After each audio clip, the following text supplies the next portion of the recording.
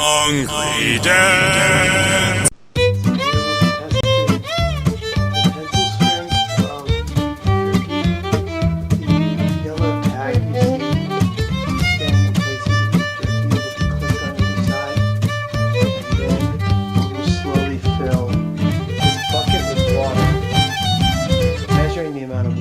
And thus the weight it takes to break 4 different styles of jerky.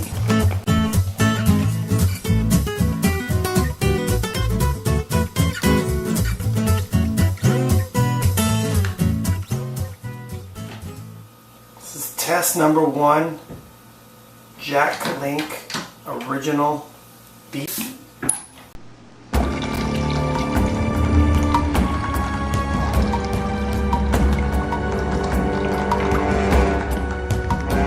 Two cups of water. The Jack Link's original beef is held.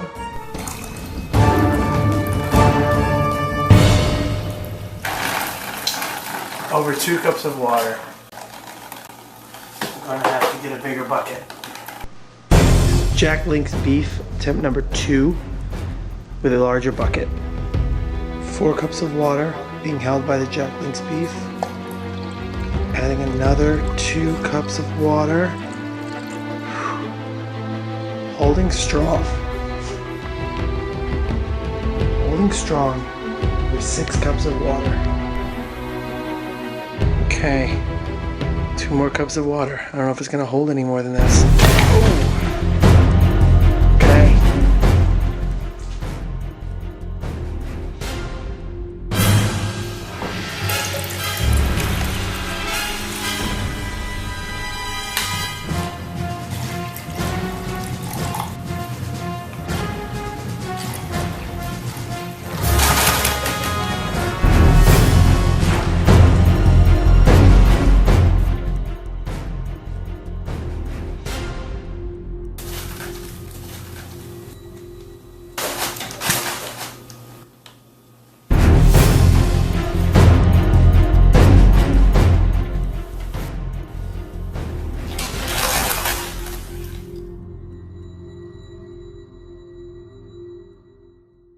Visit our website at hungrydads.com. Follow us on Twitter at hungry_dads. This has been a Hungry Dads production.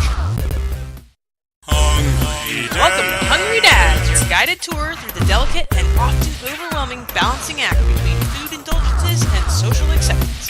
And now, as always, here are your hosts, Rod Budget and Hugh Gallen.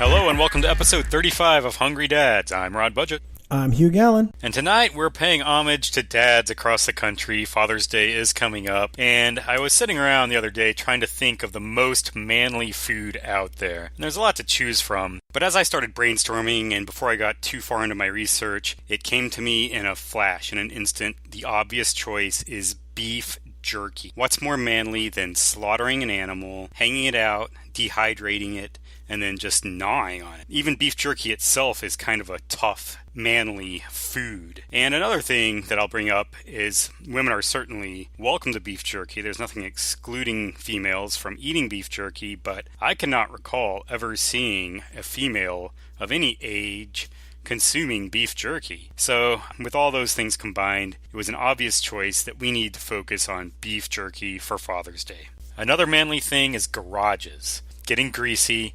We've got beef jerky, we've got garages, we've got Father's Day. Hugh and I will touch a little bit later in the episode on our own fathers with some stories, but Hugh has combined beef jerky and garages for this Father's Day manly episode. Take it away, Hugh. Absolutely. When I think about beef jerky, I do think about my own dad because he was a beef jerky man, and it was in the house, and it was one of those snacks that I couldn't always have. It was usually given to him as a gift or something, and so it was kind of his turf as far as snacks went. And I'd steal and sneak a piece or two maybe, and I'm going to talk a little bit about that later.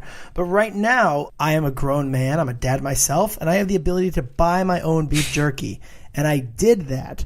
And not only did I buy it, but I started thinking about beef jerky. And I wanted to do something that might make my dad proud. I'm not a manly guy I'm not nearly as manly as my dad. I don't spend time in the garage fixing things, but I did decide I was going to spend some time in the garage with beef jerky, and I performed a test. I performed a full experiment testing the tensile strength of various beef jerkies. This is groundbreaking, really. I would venture to guess that this has absolutely never been done before anywhere, much less on a podcast and in video format. Yeah, listeners, if you haven't seen it or if you don't know where our website is, go to hungrydads.com. I recorded the process. I edited it down into a tight 2.5 minutes. I made a proper lab report on our website where you can learn the data that was accumulated. But what I was able to do, I was able to rig an apparatus in my garage by which I had a clamping mechanism on the ceiling and that held a piece of beef jerky on one end, and then another clamp below that had a bucket hanging from it. And so I had a freestanding piece of beef jerky suspended between two clamps, one attached to the ceiling and the other clamp hanging free. And as I put weight into the bucket, I was able to measure the weight I put in that created tension on the jerky. And eventually, at a certain weight, we would experience a jerky failure and be able to determine the tensile strength based on the pounds of pressure exerted on each type of jerky. And I utilized 4 different jerky types. The first was Jack Link's Original Beef. The second was a store brand, like a generic brand of beef jerky. And then a store generic brand of turkey jerky. And finally, what I think maybe is a little bit of a fancy brand called Crave, Krave, pork jerky. And it's a black cherry barbecue seasoned flavor. Yeah, Crave is a premium jerky. I'm familiar with it. For those who don't remember, and there might be a lot of you because this was way back in episode 2, Fast Food Time Warp, I mentioned that I was a big beef jerky fan, especially with covert runs to the gas station. And I'm a bit of a beef jerky aficionado with taste, not with tensile strength. Now let me ask you, what makes the beef jerky better? That it might be strong or that it might not be strong? Yeah, that's a good question. I was just thinking that through in my head. I mean, I think strong is probably better in general. I mean, obviously flavoring has a lot to do with it and how it's cured, but I prefer a dense jerky, I think. Although, now that I think about it, if it gets a little too chewy, that can be tough. I think I like a dense jerky that's easy to bite through. I think that's ideal. I'll speak to the numbers in just a minute, but just in pure observation of these jerkies, I'm quite pleased with my choices because I think I got a decent range of different textures. The pork jerky was definitely the softest. The turkey jerky was definitely the hardest, although that wasn't necessarily indicative of their strength. Let me just get right to the results. I was able to make 3 basic findings on the basis of this experiment. And the first is that the flavored pork jerky was soft and delicious and surprisingly strong. It was the softest, but it wasn't the weakest. Finding number 2 was that store brand beef jerky was not as strong as the name brand. If quality beef jerky is strong, then it's worth buying the name brand. Finding number 3 is that turkey jerky was cut thick and is strong as hell. It could actually replace steel cable in a pinch. Wow. It almost broke my apparatus. And I had already, if you go to the website, you can see the full lab report, which details some of the struggles I had with the apparatus. I actually set it up originally with a bucket to hold the weight. And even in my first trial with Jack Link's beef, I reached capacity on the weight. The first trial exceeded my expectations. And so I had to set up another rig to add additional weight. As it turned out, in trial number 1, Jack Link's beef jerky reached a tensile failure at 3.75 pounds. Wow. The store brand beef jerky reached tensile failure at 3.5 pounds, so just somewhat less strong. The turkey jerky reached failure at 7.24 pounds. Oh my gosh. Wow. Not quite double, but close. This was a heavy piece of jerky. And the barbecue pork reached failure at 4.24 pounds, beating out both beefs. And again, I want to note that pork was softer in texture than the others, but still held strong. Now, just a piece of the methodology, I did go through the bag and audit for pieces, looking for pieces that I thought seemed the most durable based on thickness, size, and density. And I'm confident that I did pick, from the bag the most durable piece. I would love to see this experiment repeated either by us or by others, because I think there's more things we could find out. I don't feel like I got any conclusive information perhaps about the correlation, if any, between tensile strength and flavoring. I think there might be something there. Maybe once it's flavored, it gets softened or changed or hardened. Maybe teriyaki gets stronger, whereas a barbecue dusting makes it weaker. So this is just the beginning. This is a field of study that's ripe. I hope hungry dads are on the forefront of this, and we and others will be hopefully exploring this more in the future. Yeah, a couple of thoughts. Go check out the video, first of all. It's amazing. I know we talk about the Hungry Dad's test labs a lot. We talk about experimentation, and I think just in an audio format, a lot of our listeners probably don't believe us or don't know to what links we go to. Check out this video of Hugh Gallen in his garage with clamps, with buckets of water. This is the real deal. This is professionalism. Don't try it at home. You might injure yourself. It's a lot of weight, a lot of ball bearings, a lot of pulleys going on. So kudos to Hugh Gallen for pulling this off. My other observation, more in line with your results, is just how complex a food jerky is. You mentioned some of the more tender jerkies, maybe the more premium brands that taste a little better perhaps, held more weight, whereas the store brands that were kind of tougher held less weight. And intuitively you would think if something's tough, it'll hold more weight. But I think what you have is you have a dense piece of meat that's still tender. And I think that's the key to the beef jerky. I think you hit on something I hadn't quite pieced together. That tenderness gives it this maybe a little bit of elasticity and strength, a little bit of give, whereas a very hard, lower quality piece of jerky might be more brittle, actually, and therefore not hold as much. So that might be a fourth conclusion that we need to put on the lab report. Thanks for that sound observation. Hungry Dads! Rod, I still have the bags of jerky that I mentioned before, and in addition to the scientific study that we just did, I think it is worth our energy to do a different kind of study, basically a taste test here, and perhaps in a future episode we can cross-reference the taste with the tensile strength and come up with the optimal beef jerky. But right now, live on the show, I'm just going to very quickly run through my 4 types of beef jerky and give you my instant reactions as I take a bite. So I'll do them in the same order I tested them, starting with the Jack Link's Original Beef Jerky. And Jack Link's Original is a brand I'm familiar with. I get it a lot. I'm interested to get your take. This is a good baseline to start with. I just took a bite. Very tasty. It's chewy, but definitely not hurting my jaw. I have a feeling I'm not going to make too much commentary on this other than to say I think it's a good baseline to start with. I'll eat some other pieces and just kind of make a comparison. So now I'll go into the store brand, and this is actually a teriyaki beef jerky. Now, this one is actually softer, but grainier, if you know what I mean. It feels like it's been, I don't want to say tenderized because it's not a tenderness I'm tasting. Dragged through the beach. It feels like it's been dragged through the beach. It's still definitely tasty. It's significantly saltier. Maybe that's on behalf of the teriyaki tasting, but it's almost, I'm not going to say it's unpleasantly salty, but when I compare it to the first beef jerky, I would call it too salty. That's a good point. Jerky is inherently salty. That's part of the whole process, but sometimes some of these brands are just over the top and all you really get is salt. So now I'll go to store brand teriyaki turkey jerky. Definitely a thick cut of it I just ate. And it's drier, which isn't surprising. It's turkey. It's just as salty as the other store brand. I mean, again, I'm comparing it to the original Jack Link's beef. It's not as tender. If I wasn't comparing it point by point, I'd be very happy with this. But if I'm comparing it to the Jack Link's beef, I'm saying it's of a lesser quality. Yeah, it's tougher and grainier, thicker. It starts to hurt my jaw. Wow. And a point we should make is that jerky is not an inexpensive item. I mean, some of these store brands are pretty reasonable, but you can get into some premium jerkies where a bag is $10 to $12, at a gas station. It's not a cheap food item, so this is good to see if, the premium brand is worth it or a middle of the road tastes just as good. Sounds like the store brands aren't living up. So while we were talking, I took a bite of the Crave pork jerky, black cherry barbecue seasoned. And I don't think it's that surprising for me to say it is my favorite of the 4.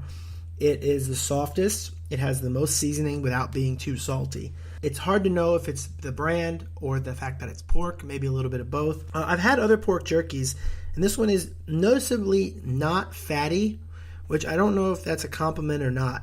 I do like kind of a fattier piece of pork jerky, which I've seen before. But honestly, I don't miss it on this. It's a lean cut of pork, well seasoned, very, very tender. Yeah, the flavor sounds wonderful. I've never had it before. I'm familiar with the brand. It's a more premium brand, and they make a solid jerky. So good to know that you get what you pay for. Now, Rod, you have some jerky as well. I do have some jerky of my own, Hugh, and I'm also going to do an experiment, not quite as elaborate or as groundbreaking as your garage experiment, but I'm going to do a live experiment with 3 different stick forms of jerky. And our listeners may recall that Slim Jim ran a famous advertising campaign, I believe in the 90s, snap into a Slim Jim. It may be running, but I don't think so, because Macho Man Randy Savage, the guy who would bust in through walls and snap into a Slim Jim, has unfortunately passed away. But their whole point was, for better or for worse, they have a snappy beef jerky. Rod, real quick, it was a little disappointing to hear you say snap into a Slim Jim, but not say it in the Macho Man voice. So I'd like you to give it a try. One time, I'll go after you go. That's fair. One shot with your best Macho Man snap into a Slim Jim. All right, I'm going to take a deep breath. Snap into a Slim Jim! Oh, that's good. That was good. I felt like it wasn't good. I'm gonna give myself a little setup. I know actors before they do a Boston gotta accent, get in the zone. They'll say like, park my car on Harvard Yard, like to get that voice. So I'm gonna go, oh yeah, snap into a Slim Jim. That just blew me away. I feel like I was set up there. I feel like that's your go-to party trick. You're like, hey, listen to me. I can sound just like Macho Man. Hey, Rod, why don't you try to sound like Macho Man? Honestly, number one, I don't think that impression was so impressive that I could be accused of having a party trick. It wasn't a setup. I think that's the first time I've done it, at least in front of another person. You've been doing it in front of the mirror for years. I might have been practicing secretly for several years, and it's finally paid off. Carry on with your review, Rod. Wow, I don't know if I can. I feel emasculated on Father's Day episode here. But I feel like my review is interesting, so I will carry on. We'll go back to the snappiness issue. I have 3 stick format jerkies. One, of course, a Slim Jim. One, a Jack Link's Squatch. And one, a store brand. And what I'm going to do is I'm going to snap in to each of these 3 jerkies and ask Hugh Gallen which one sounds the snappiest or the loudest. In order to do this, I will not show him, obviously, which one I'm crunching into. In order to make it fair, I will open my mouth as far as I can, insert the stick, and then crunch down as hard as I can. Don't try this at home again, folks. We're experts. You might bite your tongue. This is dangerous. And I will ask Hugh to listen closely, and we'll see if he can pick out the loudest snap, and if the loudest snap is indeed the Slim Jim, as they have claimed. Alright, so I'm going to go in a random order. I'm going to have Hugh not look as I eat them, because I still have the packaging on some of them. I've turned up the volume in my cans here so I can this is hear important stuff. Everything. So I'm going to say, tell me when you're ready so I can ensure silence. I am ready. Here comes snap number 1. All right, I caught that one solidly. I've got a method I'm going to call that a 5, just as a baseline. Right. And I'm going to try now to remember it for my next comparison. And the less I talk, the better my comparison will be. Another quick note is, obviously, there will be an initial snap, and then I'm just going to chew the bite with my molars. We don't care about that sound. We want the initial snap. I'm using my incisors for the snap, and then I'm just pushing it to the back of my mouth and chewing it up. Here comes contestant number 2.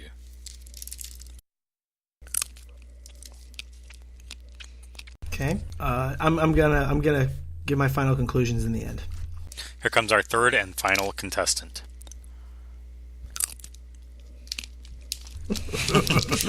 Now, first of all, be total honest. Can you distinguish a difference between the 3? Honestly, it's tough, but in my mind, I could. I think I could too. And I don't know if you have the same impression I did. And I had the second snap as quieter.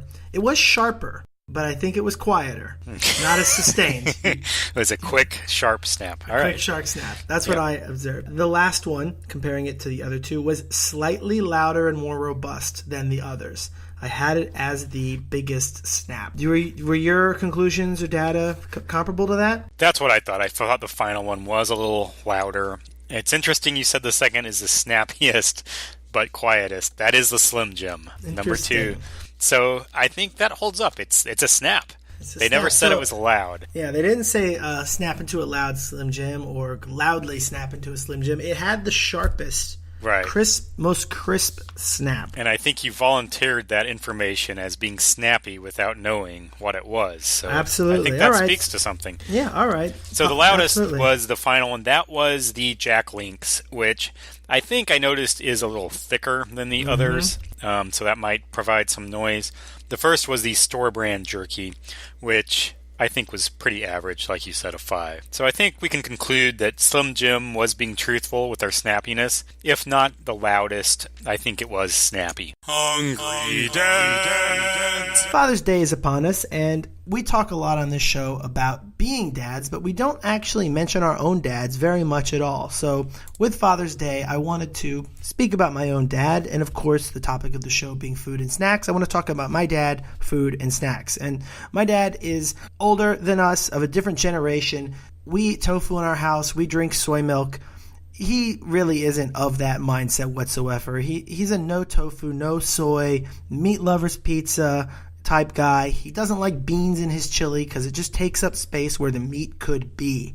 And I realized that our penchant for covert eating is something, whether he realizes it or not, I've gotten from my dad. Thinking back to my childhood, I have a pro tip I want to share with the dads out there, courtesy of the elder Mr. Gallen. And it is this: if you're charged with the grilling in the house, that entitles you to the best piece of meat, not at the dinner table, but at the grill itself. I noticed one time as a child that after my dad came in from the grill, he actually ate pretty light. And I remember remarking, wow, I'm eating 2 hamburgers and you're only eating 1. Or, Dad, you took a pretty small piece of steak. Not very naively pointing this out. And my mom kind of chimed in and said, well, I think he's already had something, hasn't he? And old man Gallen just smirked. And I realized at that point that he has been bogarting the best piece at the grill. And you know what? He deserved it. So now as a dad, and as the summer's coming up, when I'm grilling, I'm not going to be shy about a little covert burger, a covert piece of steak, a covert piece of chicken, even before I head in for dinner. I'm the grill master, and I've earned it. So thank you for that, Dad. Yeah, I think that's a classic kind of sneak, and if you're doing all the work out there, you certainly deserve it. I don't know if I've gone so far as to eating an entire burger or a steak while I'm out there. That's impressive. That's manly. That's of another generation, I think.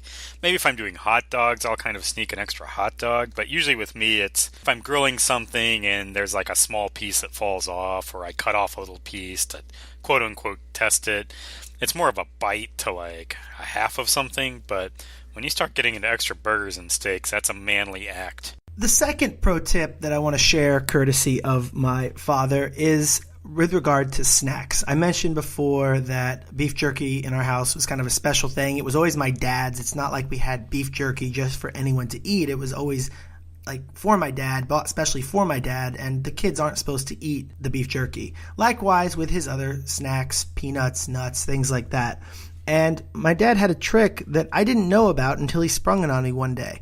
Of course, he'd keep the snacks in a certain place, and I could get to them, but I wasn't supposed to be eating them without permission. But what he would do is he'd take the can, and if it had like a price tag on the top, he'd line it up with, like, say, the pea and Planters, so that he knew where he left that line up of the label with the price tag on top, or some kind of marking on the top. Foolishly, if I went to go sneak a handful of peanuts or a couple pieces of beef jerky from the can, I wouldn't put it back in the exact same position, and he would know that I was onto him. Wow. Now, my children are a little bit small right now, and they can't even reach the cabinet, but when they can, and I have my snacks that are my snacks, I am certainly going to be incorporating this kind of trap on my children and calling them out when I know they've snacked.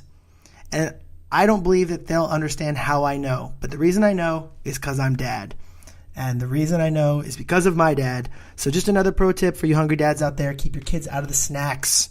That is ruthless. Hungry Dads! So Hugh, my dad, I think is similar in the fact that he's much a man's man, and steak and potatoes and meat, and not messing around with tofu and all this, new age junk that people like us eat.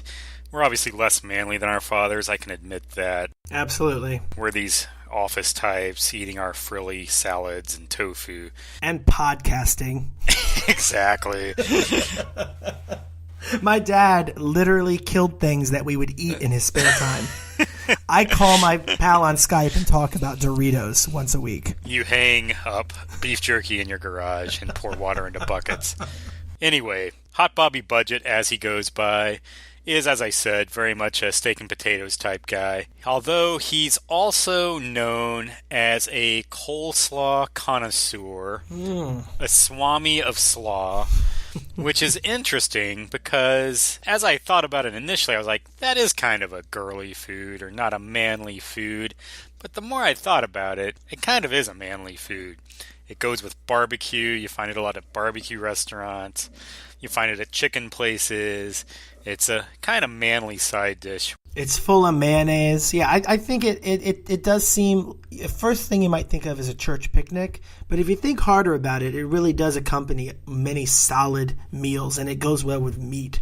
So I think coleslaw can definitely be featured on a Father's Day episode. And we talked about it a few episodes ago with Johnny Prime about is coleslaw a salad, which kind of got me thinking that it was kind of feminine and salad-like, but it's the man salad. Exactly, it's a man salad. So I was fortunate enough to have Hotbobby, who, if you're curious about the nickname, he's a bit of a ladies' man, has a way with the ladies. Every Valentine's Day at his place of employment, he's retired now, but the women would be all over him, asking him for Hotbobby cards. He would make customized Valentine's Day cards for them. So Hotbobby, we had him in studio a couple of days ago. I was lucky enough to interview him about coleslaw. I'd just like to play that for you right now. Do you remember why and when you developed such an interest in and passion for coleslaw? No. In your opinion, what makes a good coleslaw? Good coleslaw is fresh, and in my own world of coleslaw, it's sweet. You like a little sweetness in your slaw? I like a little liquid, a little sweetness, and smaller cuts. Smaller cuts of cabbage and such. And you can get too much and such in there. Gotcha. And it ceases to be a coleslaw with me. Ah. And you've developed a 0 through 10 scoring system, is this correct? That's true, although I've never given 10. Never given a 10? No, I've actually never, can't remember giving a 9.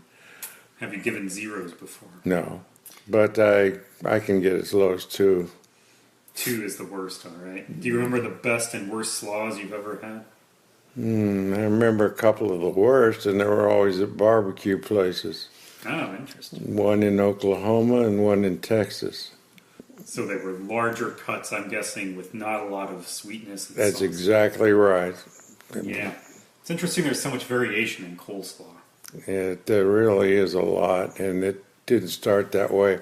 I found one of the most interesting part of it is some of it, the really good stuff comes from like KFC. Going back to the people that know who made it in store, they used Miracle Whip. Today, it's used, they use more mayo, and I guess they keep it longer because it can be kept up to 30 days. Wow. As long as it's got a good seal on it. Sounds like some good insider information here. Well, thank you, Hotbobby, for your coleslaw tips. Hey, Bob, you're my kind of man. I love, I love the. You have to come visit us, and we'll go up to Tiffany's restaurant and have their coleslaw. It's my favorite. And I asked them once, why was it I liked it so much? They put confectioner's sugar in it. Yeah. And I bet, do you like coleslaw with pineapple in it? Yeah, but see, when you get a lot of that, I don't even like the what's this little, I call them fly poop, whatever they put Fly in. poop. Celery. Celery seeds. Celery seeds. He I mean, doesn't like. He wants cabbage. Do you like You can carrots take a in whole it? coleslaw, make a wonderful coleslaw, and put those celery seeds in it and change the whole taste of it.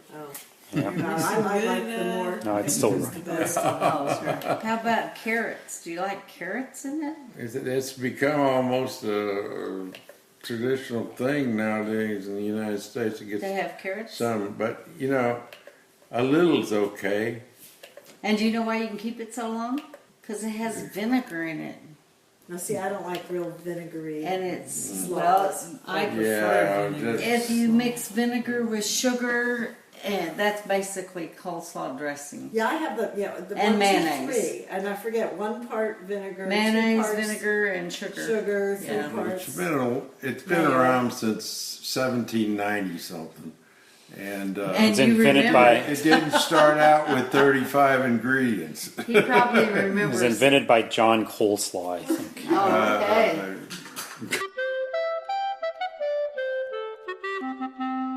There's a lot of ground to cover here. There's a lot going on in that conversation about coleslaw. First of all, my John Coleslaw joke just fell horribly flat there at the end. Worst part of the By segment. far. And I didn't edit it out, so, I'm being true to the art form. I went for a joke. It fell flat. I think Hotbobby at one point said, "in my own world of coleslaw," in a very sage way. There's a lot going on in his mind. Nothing humorous or ironic about the way he said it. No. He was, and I took the same note. I have handwritten notes on this, by the way, and that was my first one. So he has a whole world of coleslaw going on in his head. He's been doing this for a long time, and I think the first thing to note is, I asked, "Do you remember where you got this passion?" And no. Very honest answer, just no. He doesn't remember, and that's okay. No apologies. He's not going to make it up for you. No, he does not remember. He's got the scoring system, the 0 to 10. Interesting that he's never given a 10 or a 0. I think that's fair, because you never know. There could always be something better, and there can always be something worse. I also found it interesting that he doesn't really remember the best slaw he's had, but he remembers the worst. And I think this goes along with any food, and I think most people can relate to this. I can remember the worst of something I've had a lot easier than I can remember the best of something I've had, which is a shame, but I think it's the truth. Absolutely. Some insider info with the KFC stuff, switching over to Miracle Whip.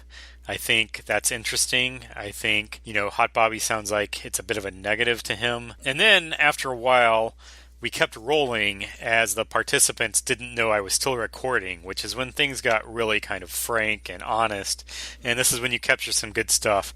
You may have heard Mrs. Budget, my wife, chime in. She was manning the audio equipment, and she said, "I don't know how to cut this thing off." And I said, "No, we're still rolling. Let's roll with this." And we kept rolling, and it turned into a conversation about the fly poop, the celery seeds. Hotbobby's not a fan.